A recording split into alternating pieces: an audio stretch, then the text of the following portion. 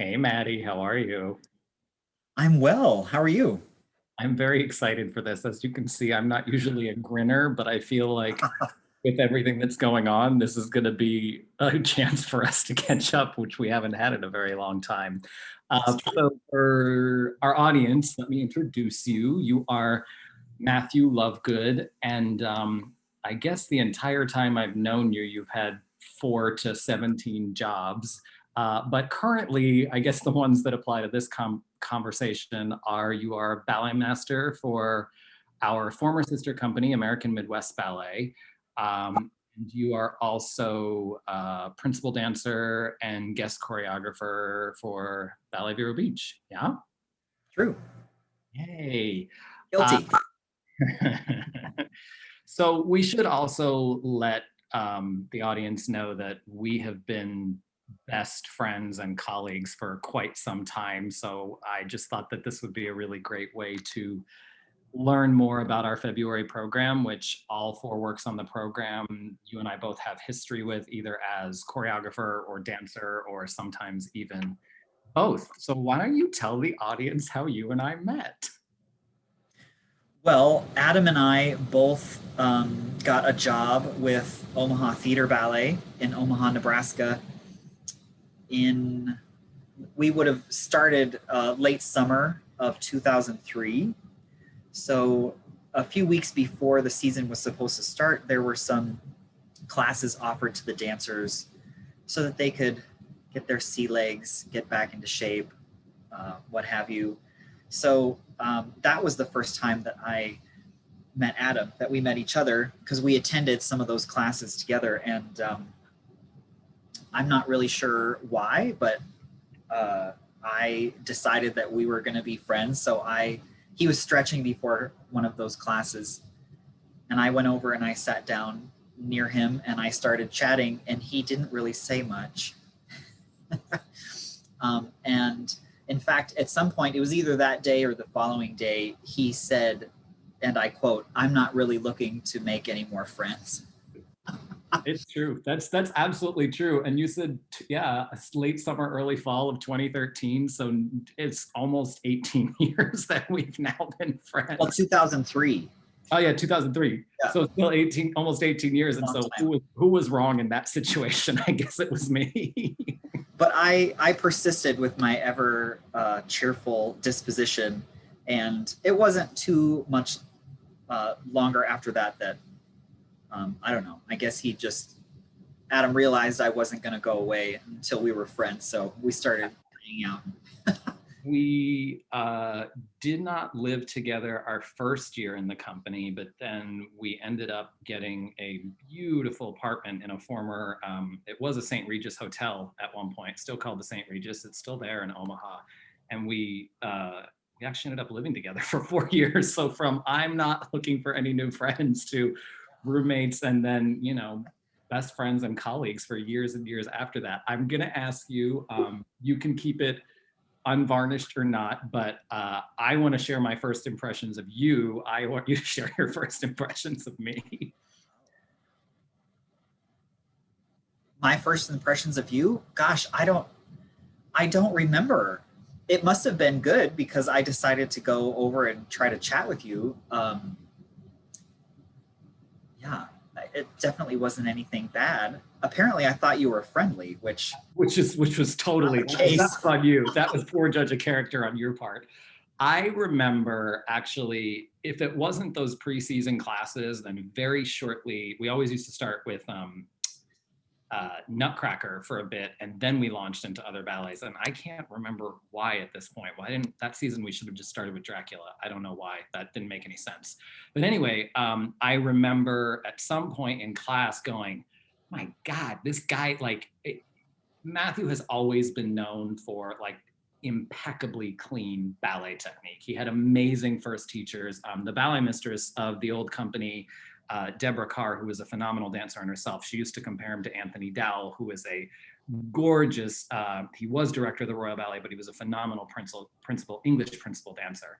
And I remember thinking to myself, oh my God, this guy, fifth position and tendu, it was just textbook. And I'm going to ask you, I had never experienced what I call the twin effect before in a ballet company, where if there are two dancers, male or female, that are similar height, similar build, and can match style, they all of a sudden end up cast in everything either opposite each other for different shows, or they end up like performing on opposite sides of the stage for each other. And I had never experienced that before. So when that started happening between you and me, because we are similar height, I think we have a similar movement sensibility.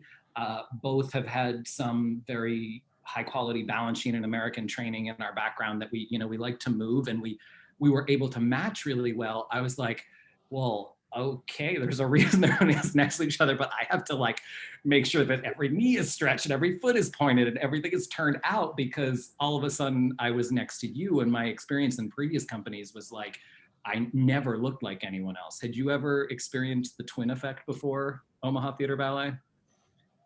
No, but I will just back up really quickly and say that as far as first impressions, dance wise, I felt the same way. I was like, oh, this guy, he's kind of like me in the way we move and the way we approach things. So that was fun for me. I liked that.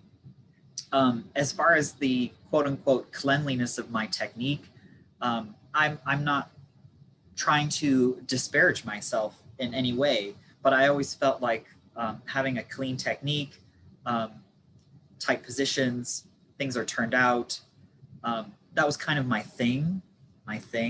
I didn't have a lot of pyrotechnics. I certainly have never had very supple arches.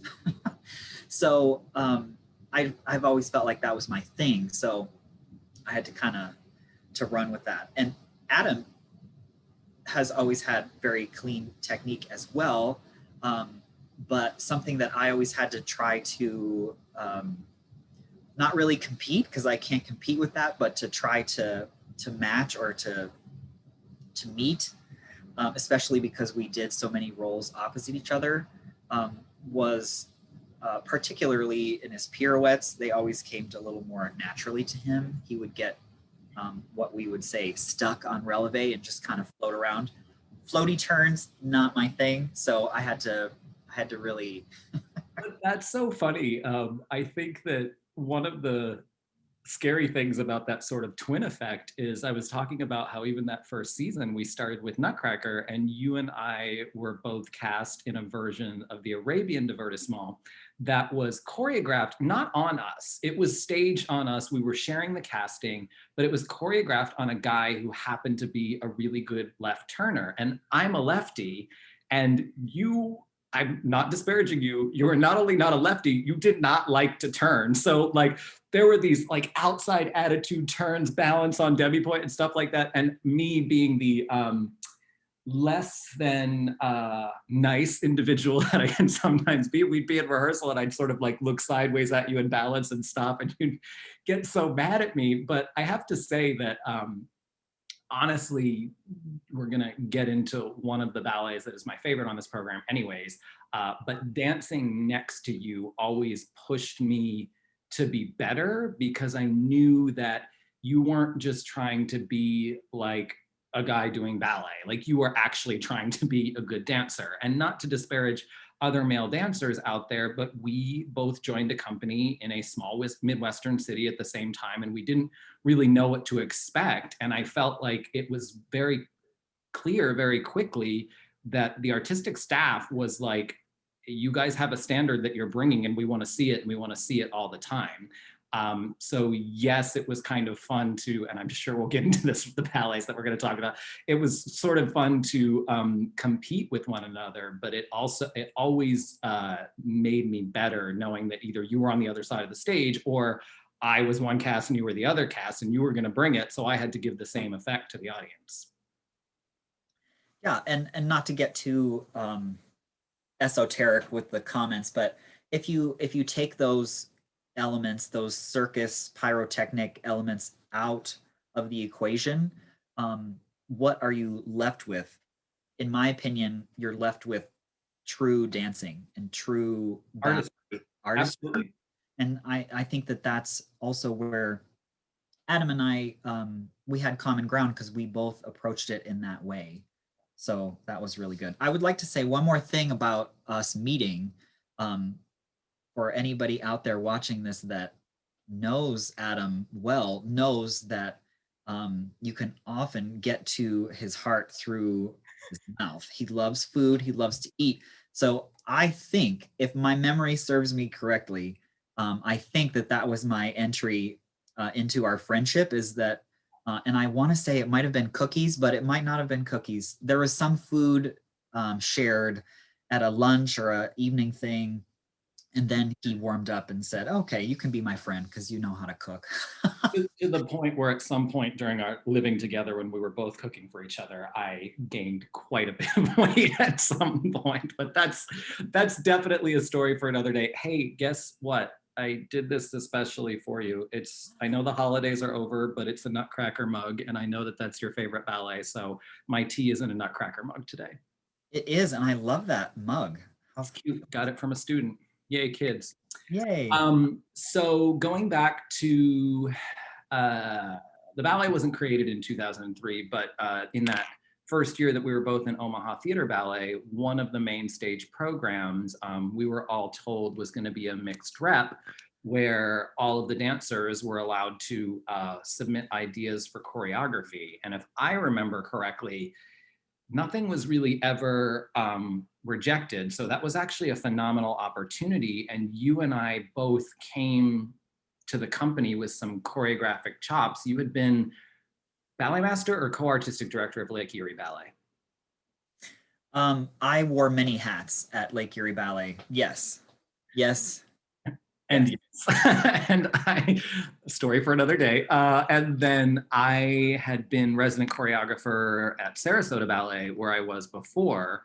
And so I don't think I even knew that at the time that there was a choreographic opportunity, but once we joined, it's certainly one of the reasons that I stuck around for a long time, because one of the things that we should point out to the people listening is that choreography, yes, people have a sort of a penchant for it, and most people have some sort of gift for it who really pursue it, but it's something that you have to continue to practice to get better and better at. I often think that there are some audience members that think, oh, well, you could just put some steps together, but to really tell a story well and to put together a good ballet, you have to practice it a lot. And that was one of the really fortunate things at Omaha Theater Ballet, is that at least once a year, and there was even one year where I was lucky enough to choreograph twice, we were given the opportunity to sort of put what we thought on stage. But the only parameters that I remember, and this may be incorrect, were we had to be somewhat careful with the music. Yep, public domain.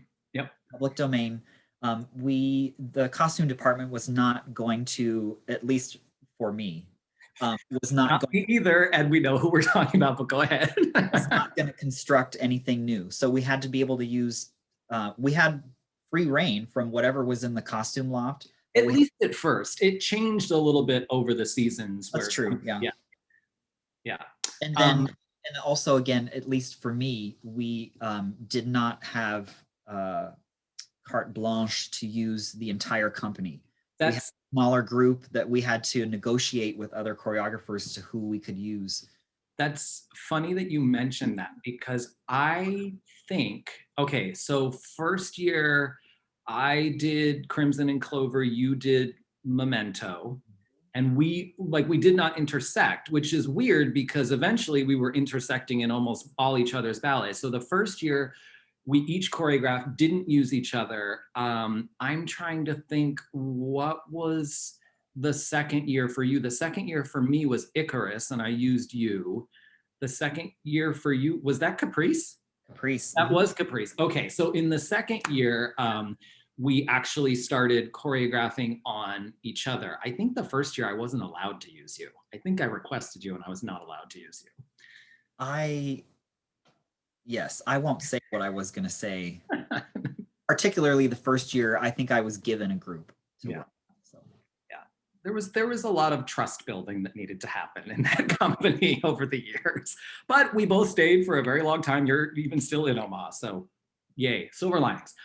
So anyway, so second season, you actually choreographed one of the ballets on our February show, Caprice, music by Vivaldi, 2 men, 4 women. You made it on You and I. Tell me a little bit about your inspiration, how we got there, what you were thinking about. I had at some point in that general time frame, I had seen some Paul Taylor ballets performed, and it was something like Oriole or ballets that were very balletic in their base, even though they were contemporary, maybe not performed in ballet slippers. But I thought they were very beautiful, so that was, I think, the initial inspiration to do something Paul Taylor-esque in that realm. Um, you mentioned the number of people, so 4 ladies and 2 men, which equals 6. And so I originally wanted to title the ballet Cease Caprice. Which was rejected by artistic staff. I liked the word caprice because caprice or capriciousness has to do with sudden changes in either behavior or, in this case, movement, which I thought was appropriate for kind of the vibe that I was going for a lot of the thematic material in the ballet. And then cease because there are 6 people, so I thought that was kind of fun. It was rejected because in written form, like in the program, it would look like 6 Caprice, which the director did not feel was appropriate. So that title was rejected. And then I tried to rebel and call it Spicy Meatball because I thought, well, if I can't call it what I want to call it, then let's call it something else.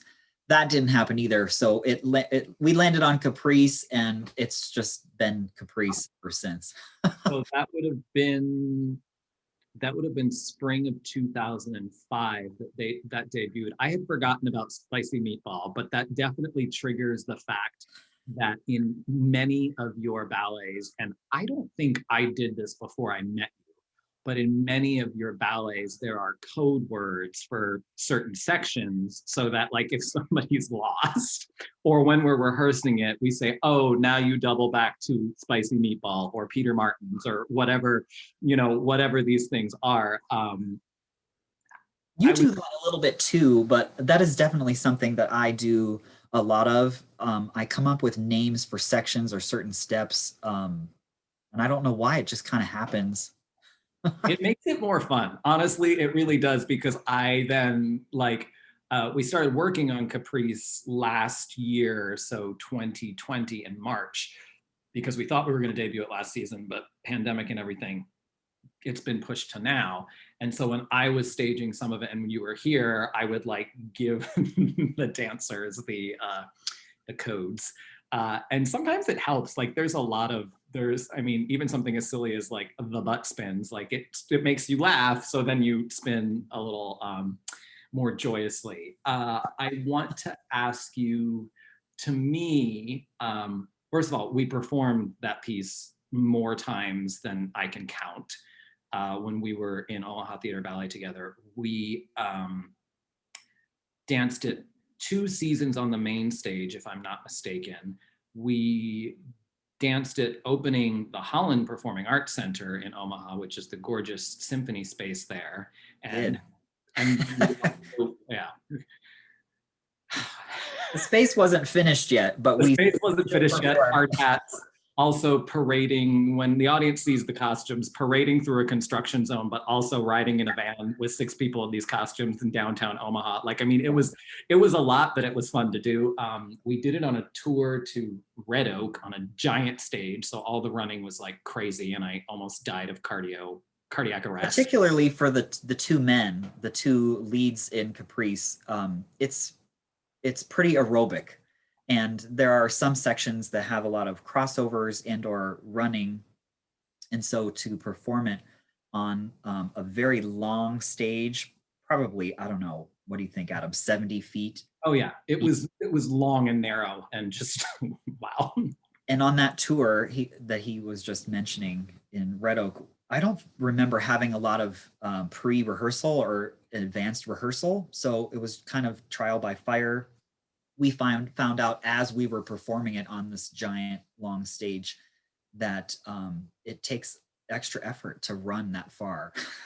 Well, and there's an opening in the opening section, do the first step, the boys do their first diagonal, and there's a moment where, okay, so the formation is like this. Matthew and I are down here. He gets to run and stop here. I have to go all the way down to my elbow and make it for a repeat of the first step. And I physically remember like possibly jumping and like jumping 10 feet into my spot to just be like, okay, I'm here, what's next?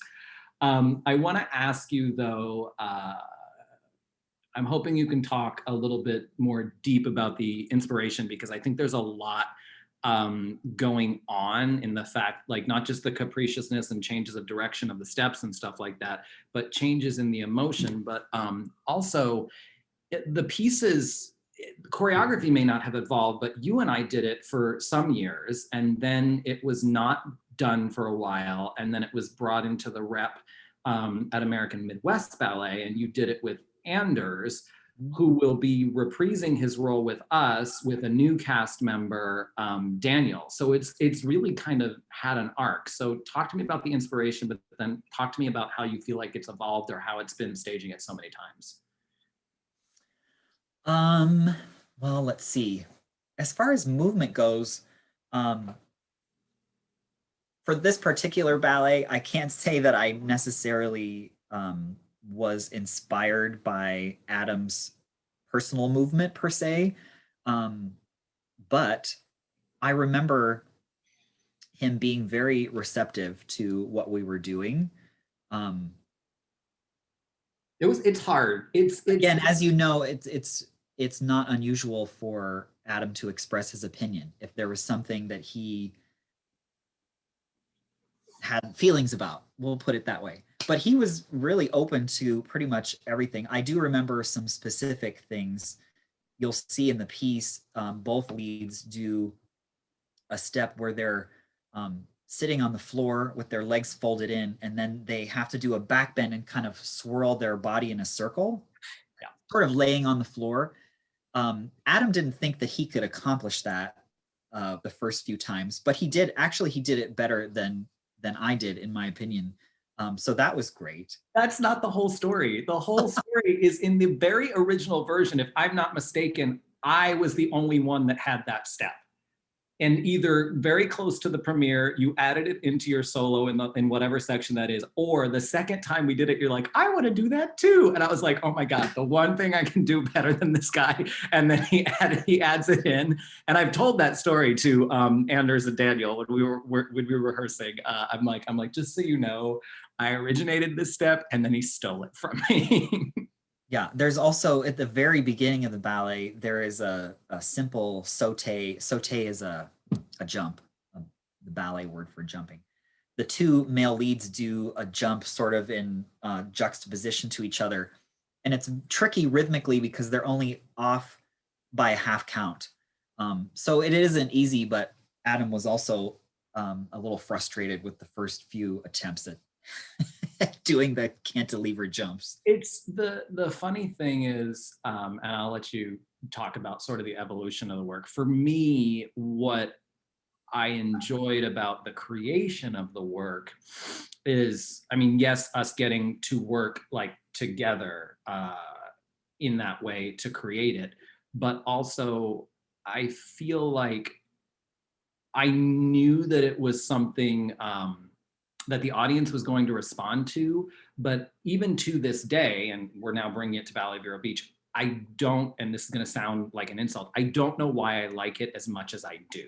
And that's been from the very beginning. Like when we were putting it together this time, getting ready for the February program, I was thinking, well, maybe it's just because I have such a history with it. I've danced it so many times. You know, I always danced it with my best friend.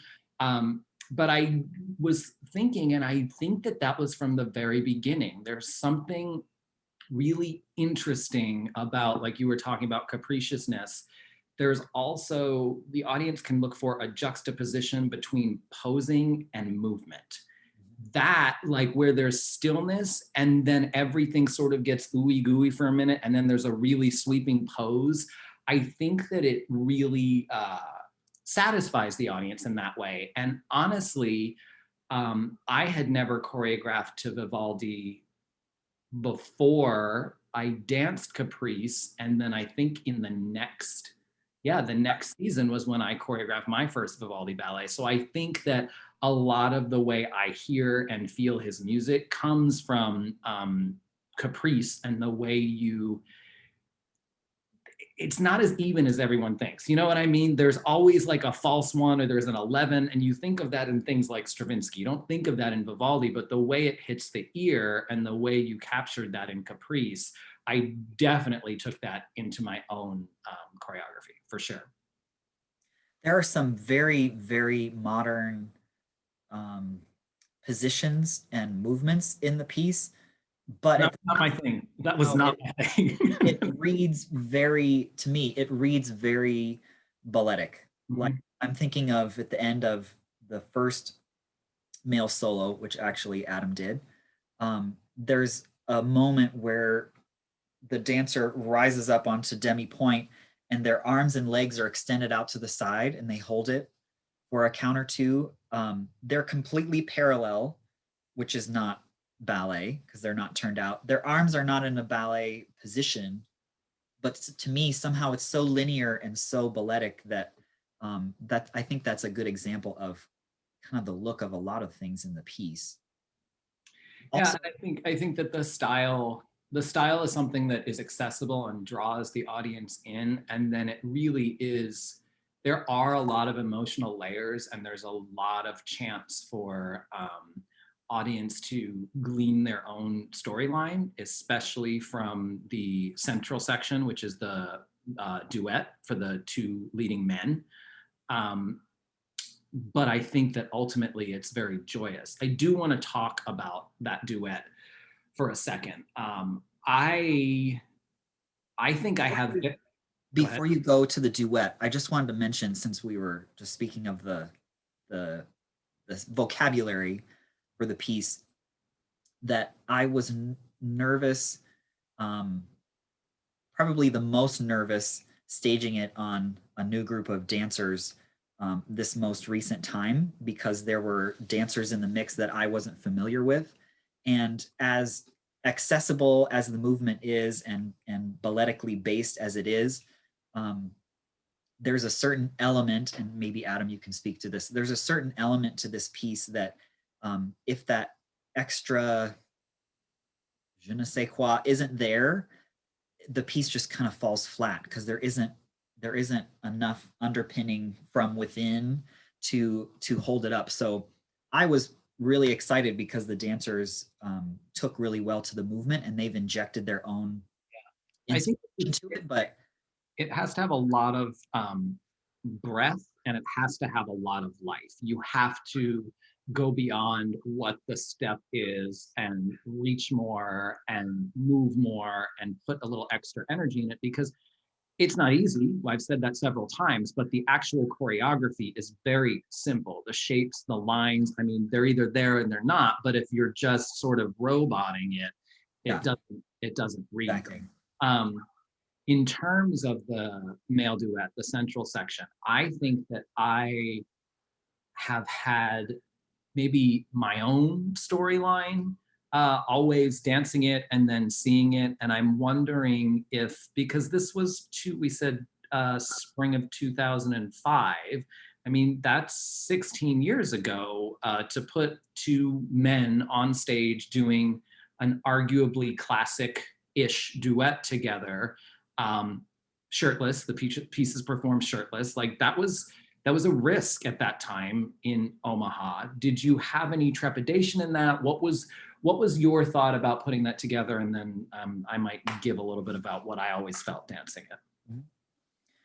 Well, structurally and as far as the vocabulary, I would say that 90% of the movement for the entire piece all comes from that central duet in the shapes and some of the exact steps that we deconstructed then in the first movement and put together with another step or whatever. It all comes from that pas de deux, which I think is really cool. And I'm not saying this to sound egotistical in any way, but every time I see it or see it rehearsed, it's inspiring to me because I see something else that I didn't see before. Like, wow, I don't remember that pattern weaving together just in that way, or the way that that step plays with the music in that spot is really harmonious. Whatever it is, I constantly see new things, which is exciting for watching a piece that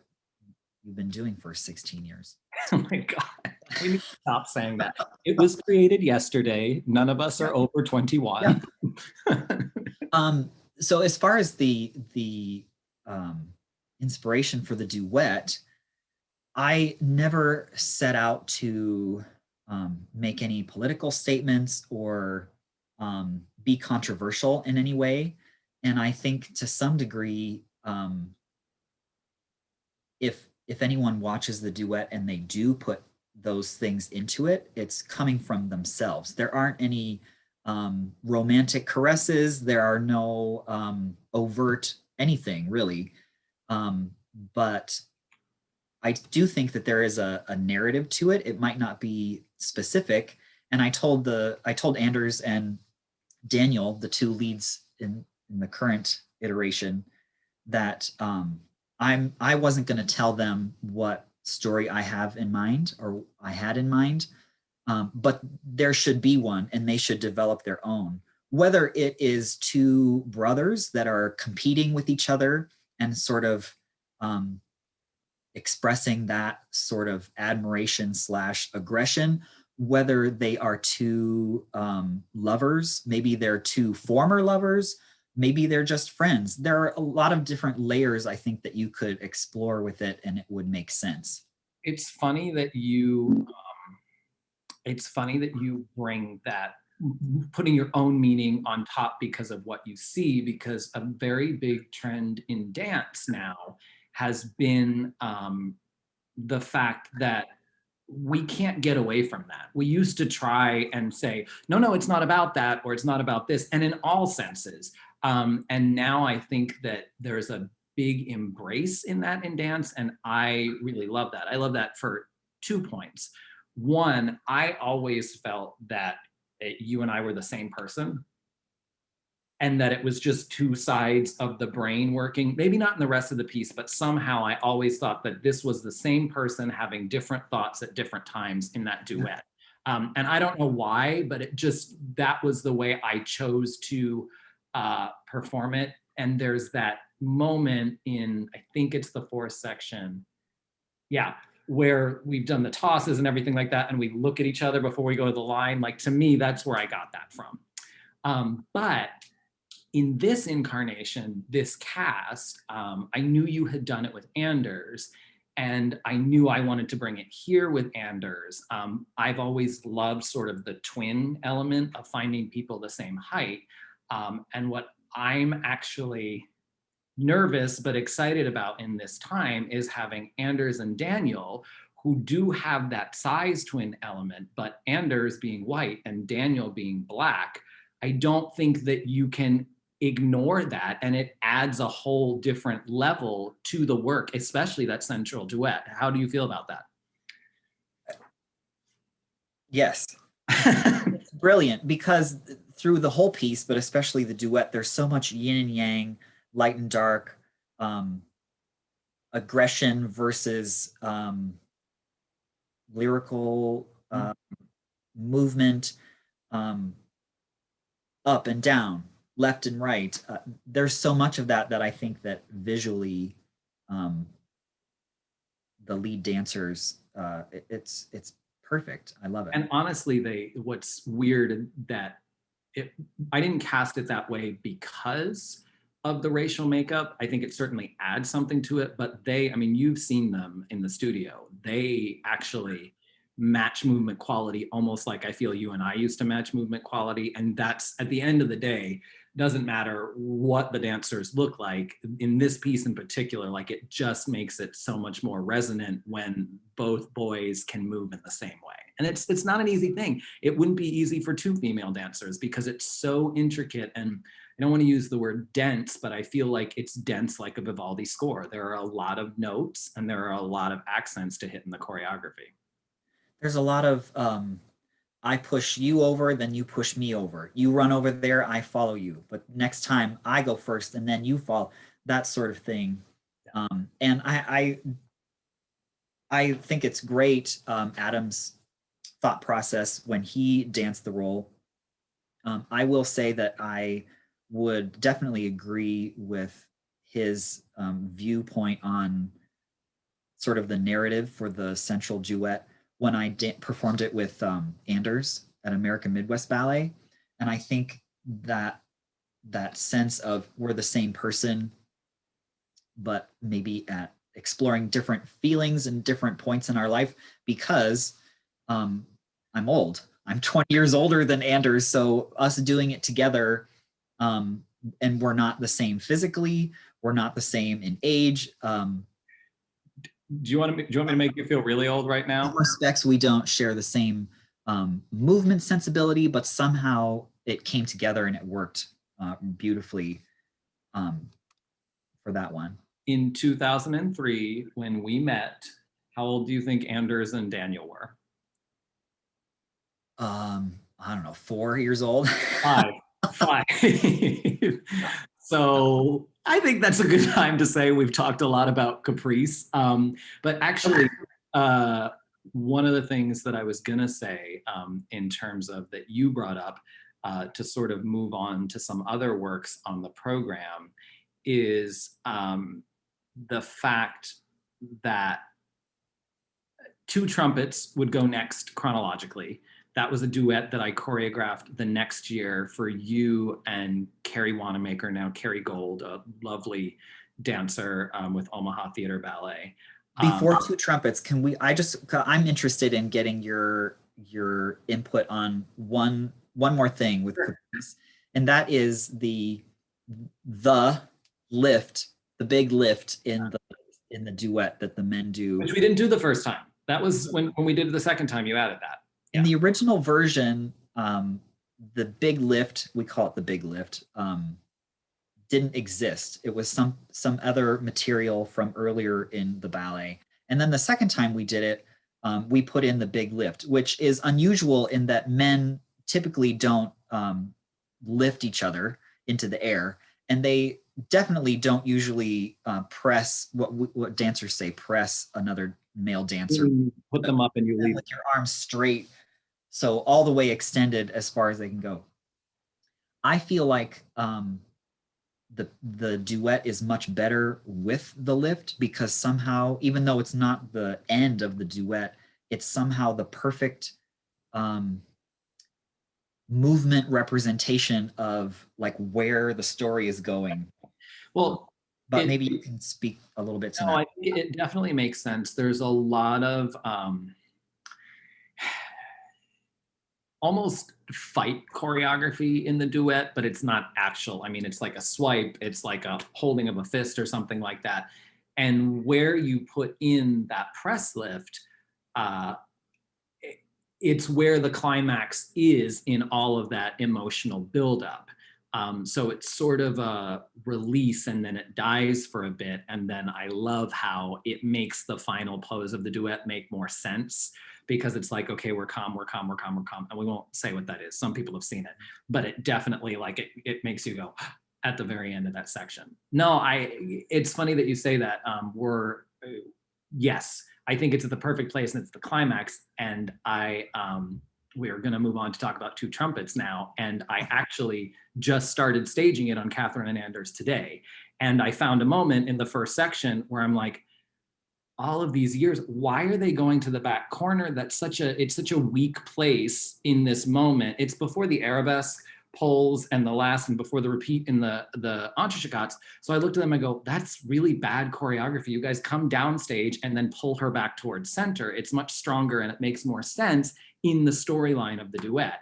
And honestly, that's one of the reasons that I always have enjoyed your work, because not only are you not afraid to edit, but there has to be a reason for the step. There has to be a reason for the emotion, even if it's just a musical note that you were trying to hit with a jump, like a saute that we talked about earlier.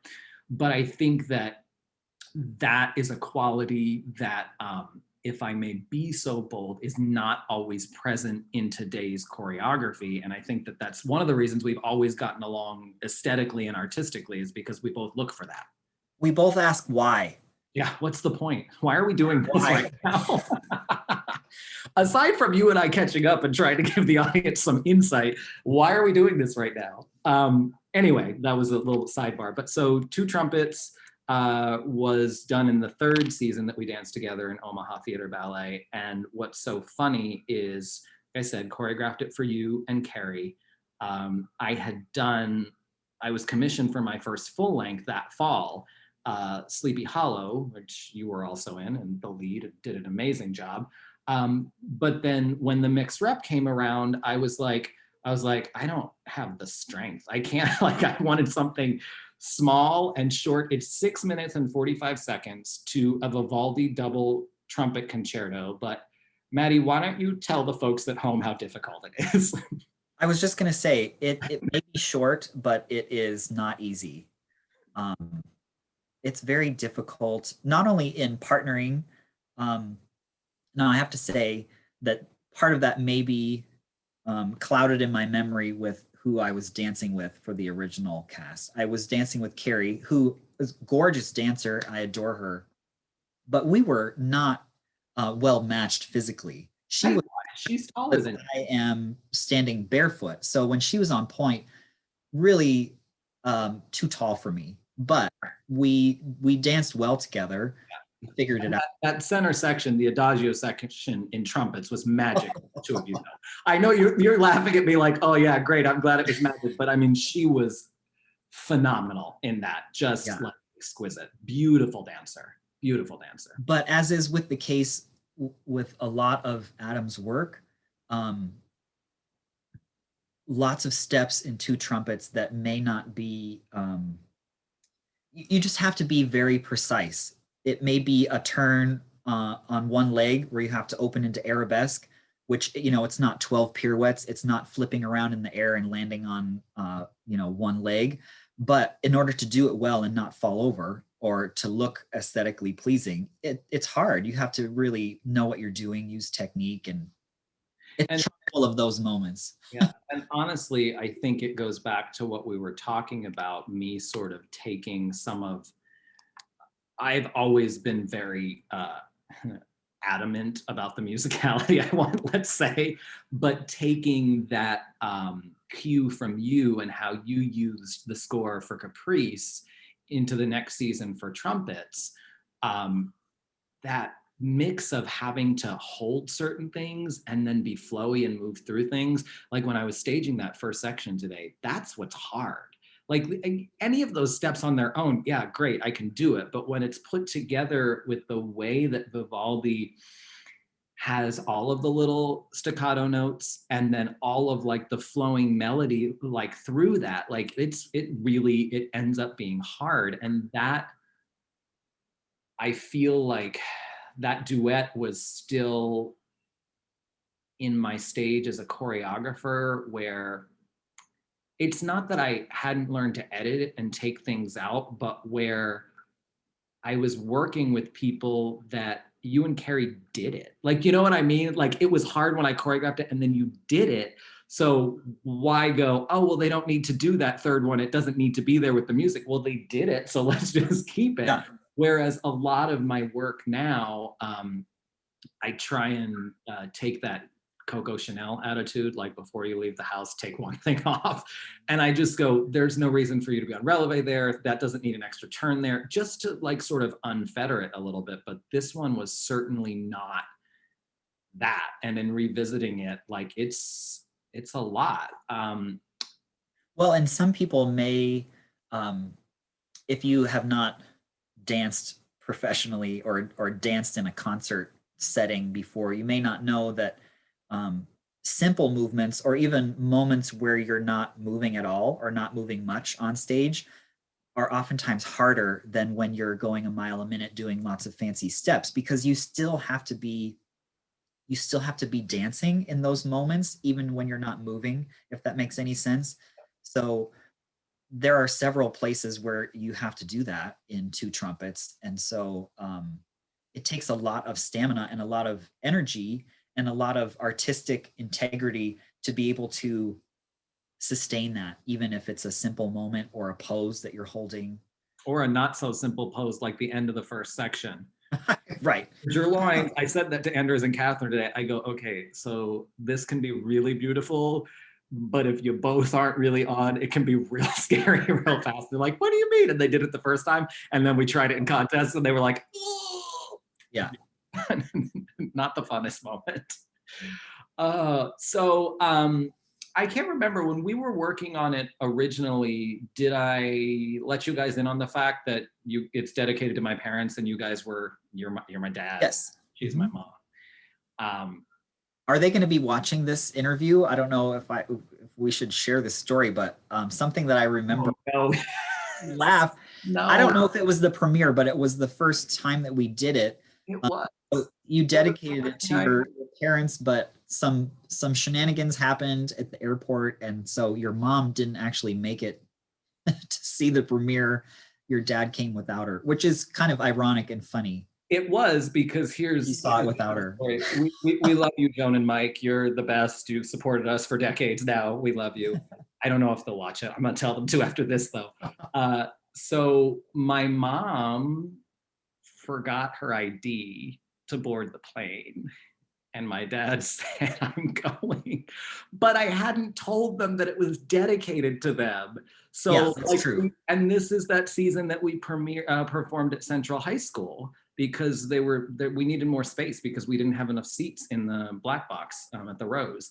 So like I came out to see, and my sister was living in Omaha that year. So we came out to see them and my eyes were just like, where's mom? And he's like, thanks for dedicating the ballet. I'm like, you left her in Vero and you saw it without her? Like it's a running family joke. We're not editing this, people, so this will make it into the interview. They were pre-recorded. Each of the choreographers did a pre-recorded audio introduction to the piece. So,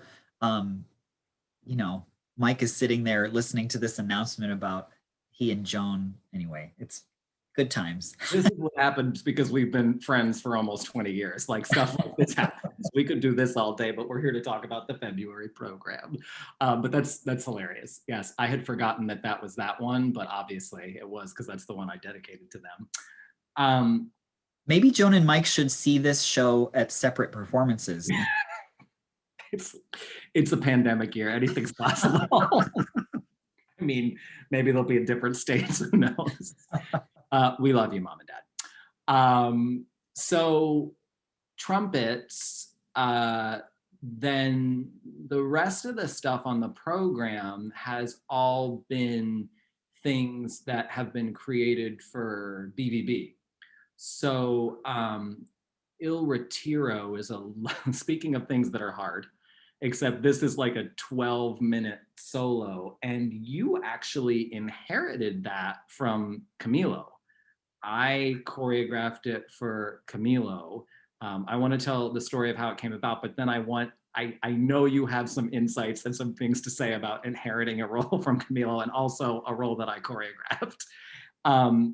But so that was the first full year of the company, and I got a voicemail of all things from the Museum of Art, and they said, oh, we're having a kinetic sculpture exhibit. Let's do some interpretive dance. And you know how much I love interpretive dance. So I was very skeptical.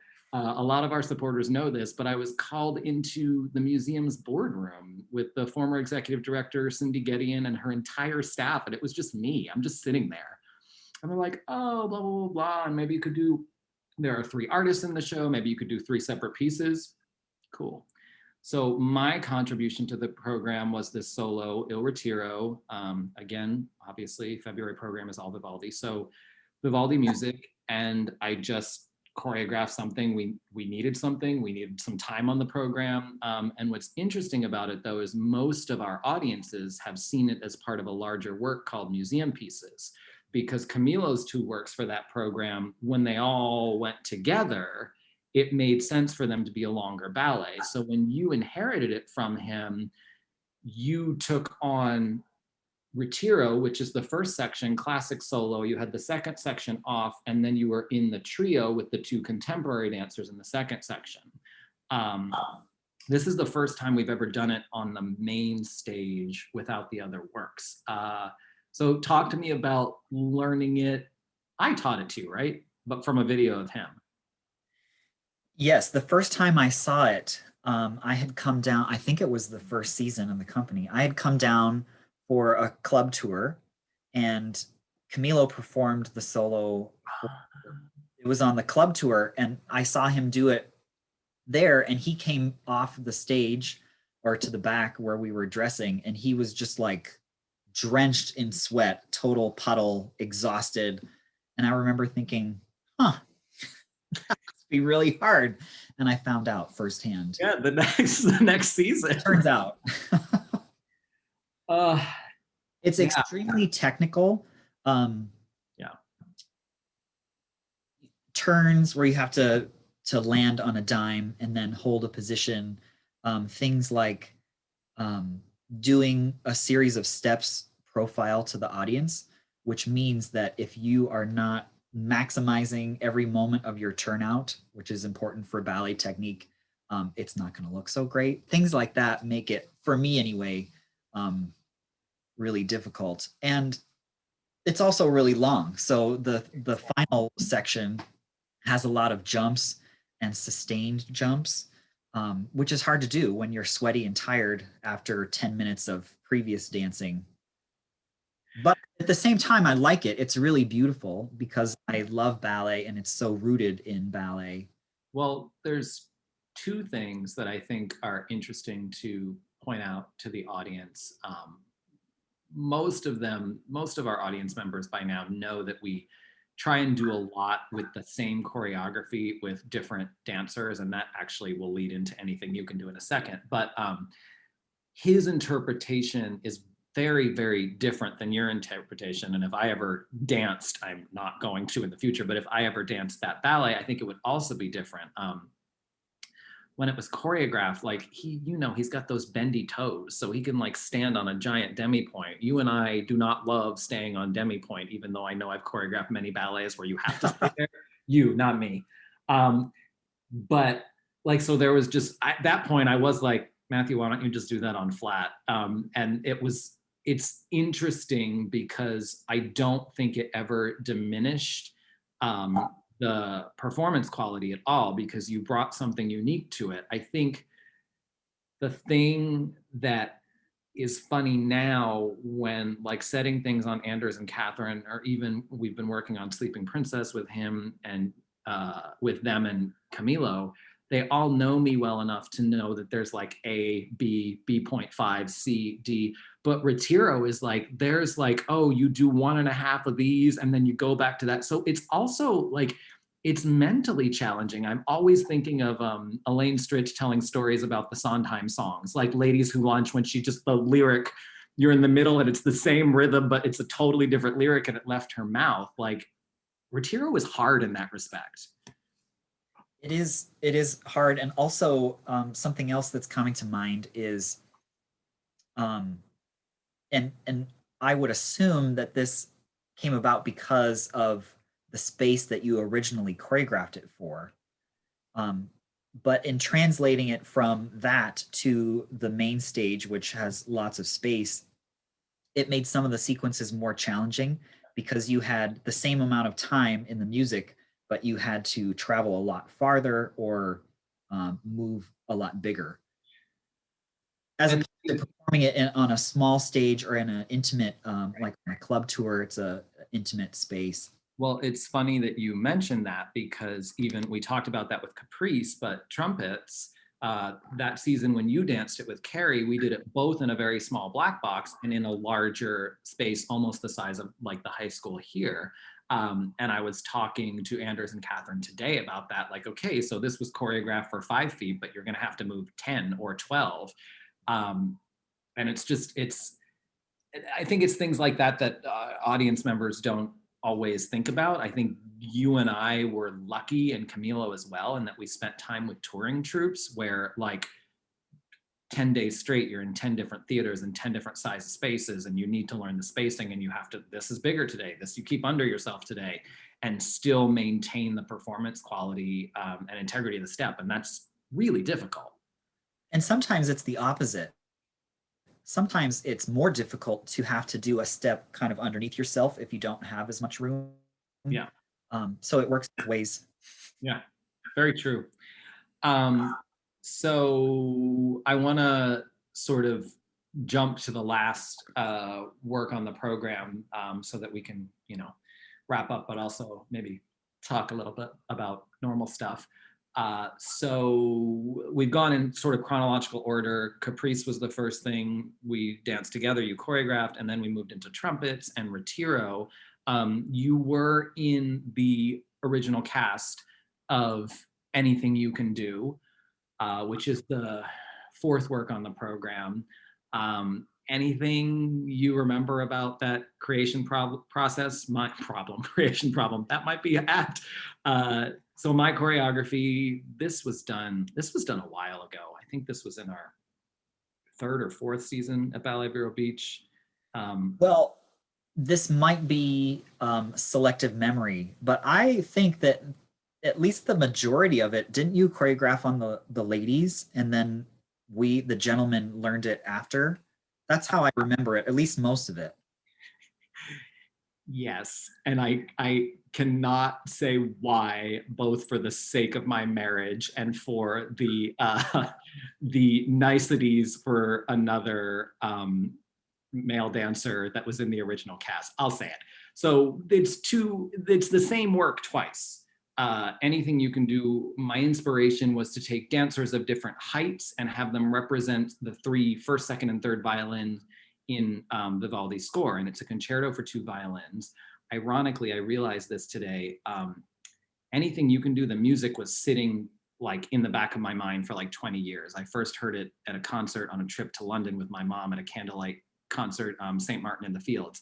But Two Trumpets is on that same album. I bought the album when I got back to the States. And like, so I pulled Trumpets off first. And then like years and years later, I finally got back to Anything You Can Do, which I love that. Funny sidebar. So it's done with three men. Originally it was done short, medium, tall, you playing the medium man. And then at the end of the first go around, three ladies come out, and a short, a medium, and a tall lady repeat. And at the very end, the boys come out again. So it's kind of like perpetuity, that we could go round and round in this. I never intended it to be sort of a battle of the sexes, but more of a let's celebrate what every dancer can bring to the table. And I shouldn't say the reason the ladies were in front for rehearsals was anything malicious. It's just that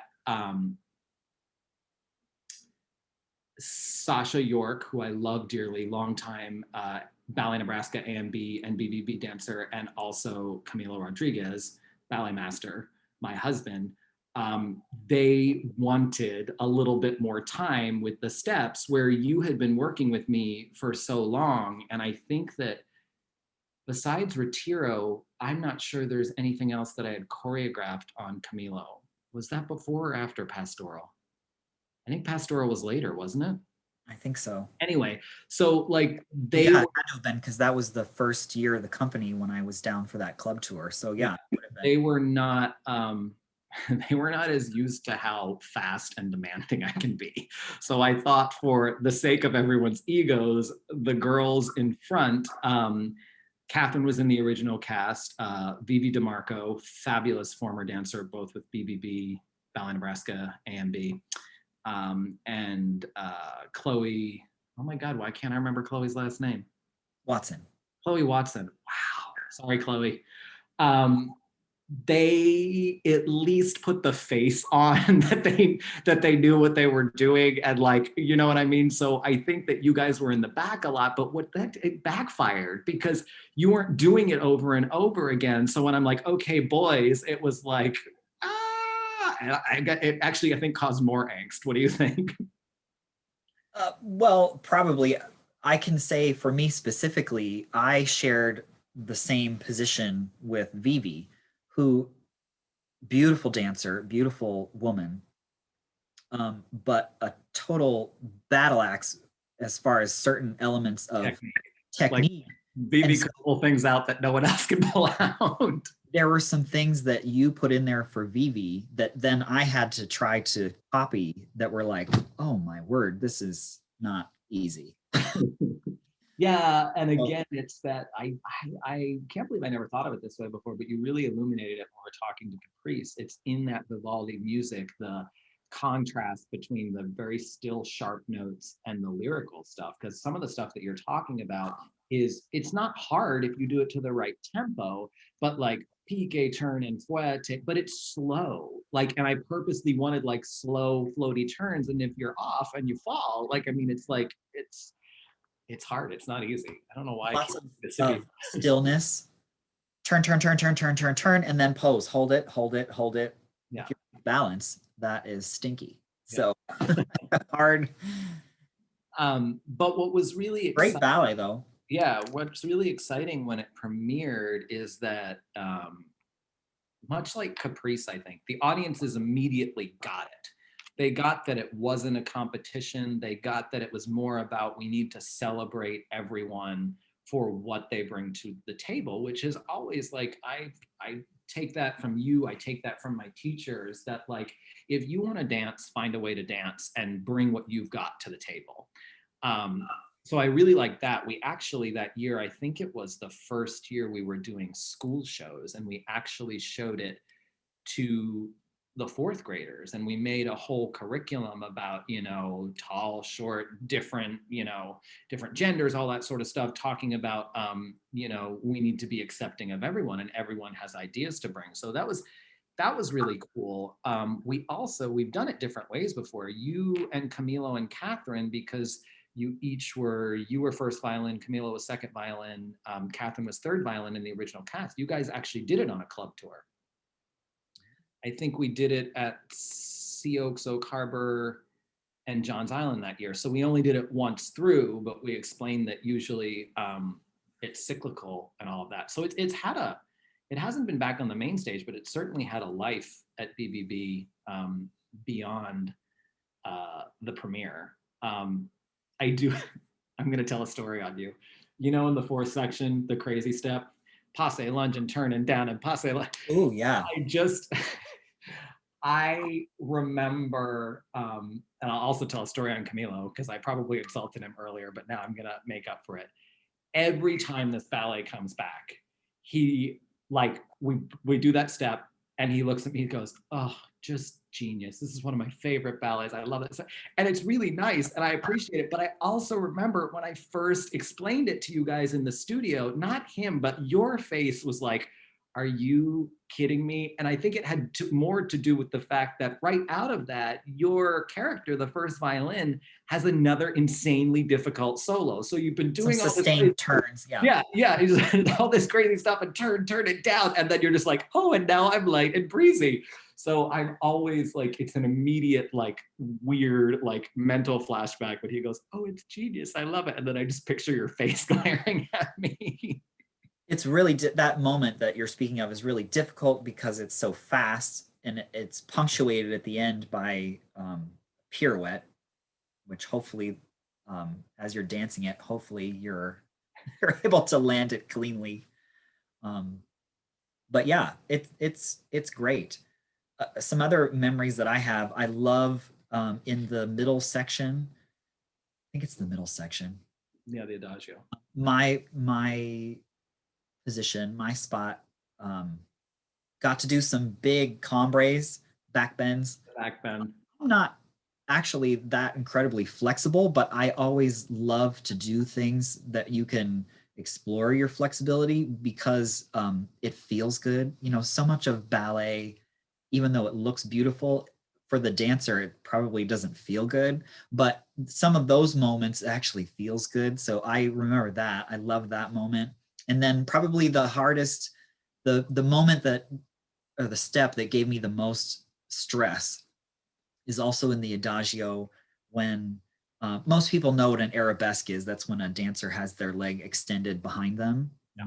Did in the adagio section, well, I think all of them have to do a fouette arabesque slowly, where you brush your leg to the front and then you rotate your body and you finish in arabesque in plie, holding your leg up. And if you aren't really on balance and if you're not using your turnout and technique, that can be a really bad moment. So I always found that stressful. What's funny is that I really wanted, with the 6 dancers that we had in the original cast, I really wanted to strike a balance between, if you have 2 dancers doing the same role at the same time, it can very often skew towards one dancer's strength. And I wanted to strike a balance in both sides, the male and the female side, the strength. And I feel like the second section out of all of them, like I choreographed it based on that original cast. Like it's so like adagio and sort of ooey gooey and pulled out for, it was you and Sasha and Catherine and Vivi, and you guys all had the ability to like embody really simple movements but pull them out. Not like you're not wrong, it's not easy. Like there's some like Swan Lake references and some Giselle references that are really hard to hold, but I was trying to strike that balance. And what's funny is putting it back together is, you were talking about things you notice like in Caprice now, staging it all these years later, putting it back together. I remember the original concept, like we wanted all the costumes to look like what young male ballet students wear. So it's white tops, black tights, white socks, white shoes, to make it very androgynous. But I didn't realize how much I put in both stereotypically female steps and stereotypical male steps. I don't remember thinking about that when I was choreographing, but there's a lot of bourrées, which is traditional for ladies on point, and there's no point shoes in this, and the men and the women do it. There's some pretty bravura, like strong jumps, like the cabrioles in the 3rd section that the ladies have to execute as well. So now that I see it, I think it has an even deeper context that I'm not sure I was thinking about when I put it together. I don't know, for what it's worth. So we've talked about all aspects of the program. I am sad that you are not going to be here to dance this one with us, but for audience members that don't know, you're obviously still living up in the Midwest, and we came to the conclusion that maybe traveling in February was not the smartest thing to do, especially on a plane. But we are hoping that you are going to be with us in April. But I did want to ask a little bit, just if you don't mind getting personal. So you've been a professional dancer for how many years now? Oh gosh, I should know the answer to this. 20, is it 22 or 23 years? Long. What this is I don't know if this is a hard one or an easy one, but what keeps you interested in professional level dance and ballet these days? Why do you keep going back to it? Why do I keep going back to it? Well, I still love to perform. There's something very special about the moments that are shared between an audience and a dancer, that energy back and forth that you only get with live performance. Nothing against digital performance, and I know it's really important right now. It's all fantastic, but there is something to be said for that interaction of energy between a dancer and a live audience. So I think that's definitely part of it. I just love to I love to move. I've always been very physical as far as I like to move my body, and my number one preferred method to do that is ballet. I'm also a jazz dancer, and I've done several other dance forms, and I love them and I appreciate them as well. But my real love is ballet, so that's another element. I think why I keep going back. Do you have any idea why ballet? I find that really hard to articulate, and yet I always tell people that my sort of happy places or safe places are either out in nature or in a darkened theater about to watch ballet. Like, I mean, I love dance. I love modern dance. I love all dance forms. I love theater, classical music, contemporary music. I love the arts, but I don't know why. Do you have any reasoning articulating why ballet? Well, for me, I think it's ballet because of the harmony of all the elements that come together. And by that, I mean um, ballet is made up of several concepts, whether it be a turnout, the positions, um, being able to do some of the, we'll call them pyrotechnic steps, artistry, all those things together for me in ballet are the most harmonious and the most beautiful, um, consistently beautiful. So I think that's a big part of why I'm not saying that other forms of dance are not beautiful. That's not what I'm saying, but just for me, it's most frequently come to fruition in that form. Yeah. Yeah, I can see that. I think for me is it also like just hearing the harmony, balance, all that sort of stuff. I think for me, it was always being drawn to how cut and dry it is. You either did it or you didn't, and I I hate ambiguity in life. I hate like I mean I hate it in myself. So I think the oh your foot was pointed or oh your foot wasn't pointed like I mean it really like I'm like I get this like I can really measure myself. And I don't know if that's weird and a little bit twisted, but like hearing your response that sort of made me think of it in that way. Well, full circle, I think that's also why we get along as humans because I have a very analytical, structured side to myself.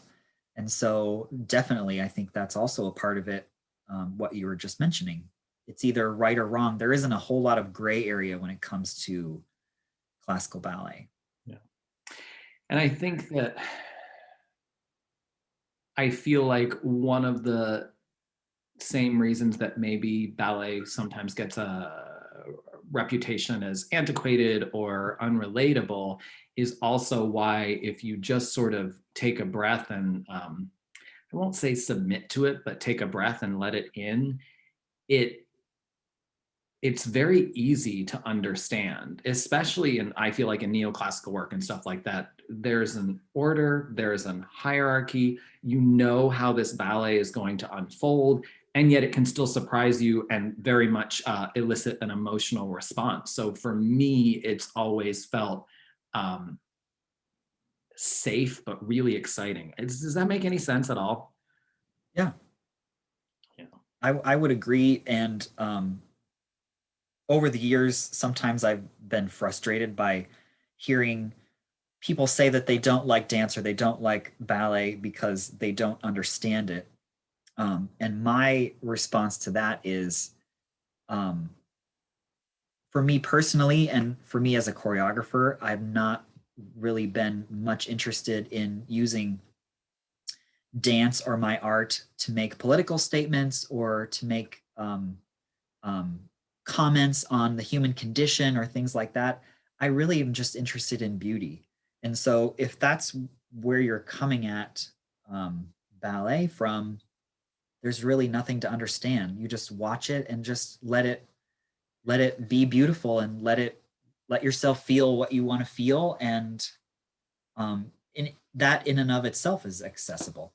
Yeah, and I think that I know you weren't able to join us to be in the January program, but having just returned to live performances in it's almost been a year, and putting out art um, that certainly, I mean, I know you're not saying that your work doesn't have emotional resonance, or you're not trying to I feel like what this whole situation and the pandemic has taught us is that there really is some value to just putting beauty out to the world, because it can bring people together. And the last program we did, there was some stuff that was sad. There was some stuff that was really gritty, that was sort of fighting and clashing.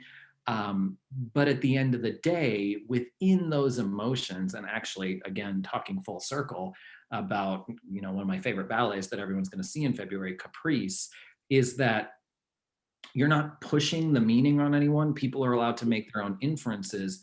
You're just illuminating happy, sad, joyful, terrified, like whatever it is.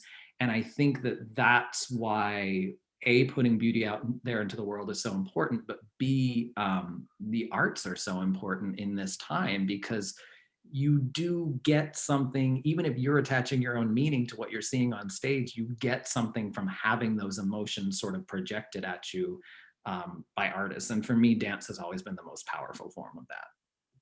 Yes, and if nothing else, when you're watching, you, for a few minutes anyway, are forgetting about the pandemic, the economy, Yeah. your brother-in-law, whatever the case may be. What you're going to have for dinner, which I'm now thinking about. And that's worth something. So, yeah, it is. Well, Maddie, I think that we have covered most of it. As my great aunt used to say, we've talked for a long time and we've solved none of the world's problems. But I'm so excited that we got to do this. I'm excited for everyone to see it. I want to say thank you very much. I'm going to stop the recording and then we can chat for a few more minutes. But anyway, I want to thank you. And I want to thank everyone for joining us for this insightful little chat on Program 2, Composer's Notebook, the music of Antonio Vivaldi. And we will hopefully see you in the theater or online. Thanks, everybody. Bye.